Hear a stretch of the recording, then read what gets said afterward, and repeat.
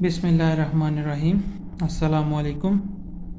आप मेरा YouTube channel देख रहे हैं। हम कर रहे हैं mathematics for 9th class, Urdu में रियाजी कहते हैं इसको। हम पहला चैप्टर कर रहे थे। सो फर्स्ट चैप्टर इज़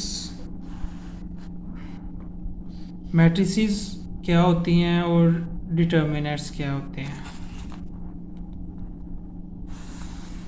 ये यूनिट नंबर 1 है 9th क्लास का। इसको आज हम स्टार्ट कर रहे हैं। सबसे पहले यहाँ पर हमें देखने को मिलती है मैट्रिक्स की डेफिनेशन कि मैट्रिक्स होती क्या है।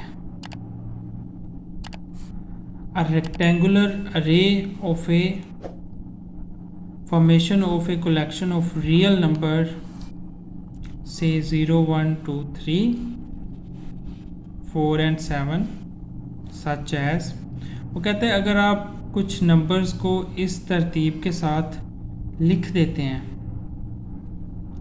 और उसको एक ब्रैकेट में बंद कर देते हैं तो उसको हम एक मैट्रिक्स कहते हैं। ठीक है जी, सिर्फ हम इस चीज़ को अंडरस्टैंड कर रहे हैं कि मैट्रिक्स क्या होती है, इसको हम किस तरह से लिखते हैं।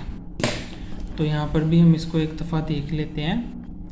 जैसे कि कोई भी नंबर्स हैं, बिस्मिल्लाहिर्रहमानिर्रहीम, ये एक मैट्रिक्स है जिसमें लिखा है 2 3, यहाँ पर 1 लिख देते हैं, यहाँ पर मैं 5 लिख देता हूँ।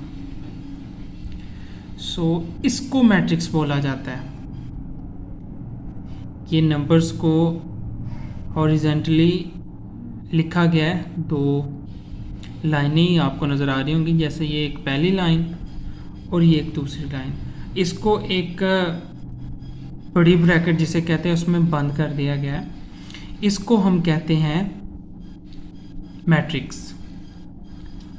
ठीक है जी, इसको डिनोट करने के लिए हम कोई भी अल्फ़ाबेट कह सकते हैं। हम कह देते हैं से ए, इसको हम हमेशा कैपिटल अल्फ़ाबेट से डिनोट करेंगे। ठीक है, जैसे ए हो गया, बी हो गया, कैपिटल सी हो गया, इस तरह से हम करेंगे।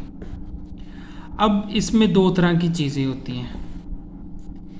एक होती हैं रोज़ ऑफ ए मैट्रिक्स, क्या उसको बोलते हैं रोज़, ROWS। एक रोज़ होती हैं और एक होते हैं कॉलम्स,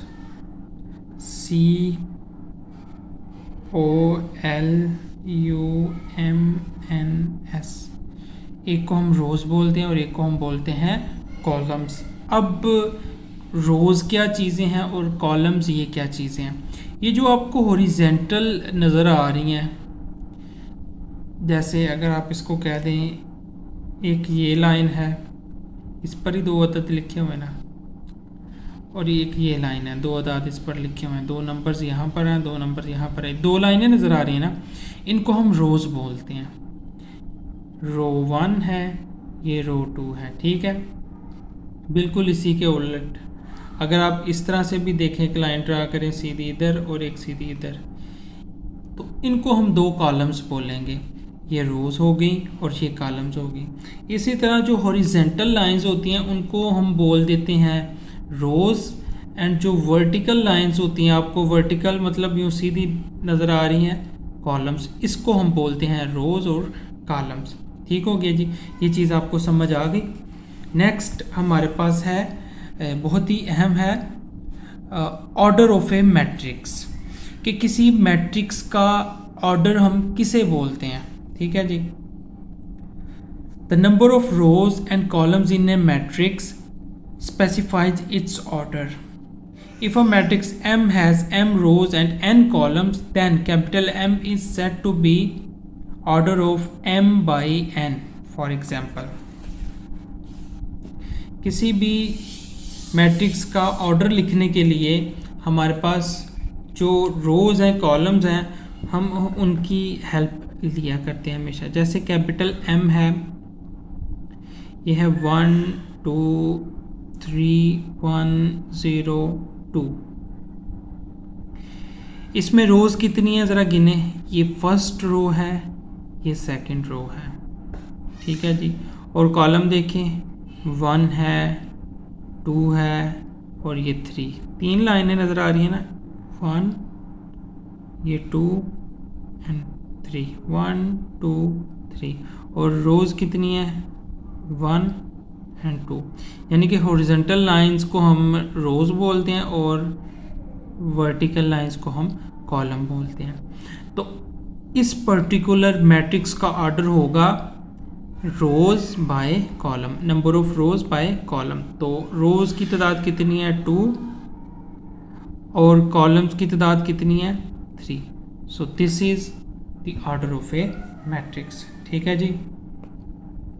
तो ये ऑर्डर ऑफ ए मैट्रिक्स हो गया। नेक्स्ट है हमारे पास इक्वल मैट्रिसेस, यानी कि बराबर मैट्रिसेस कौन सी होती हैं।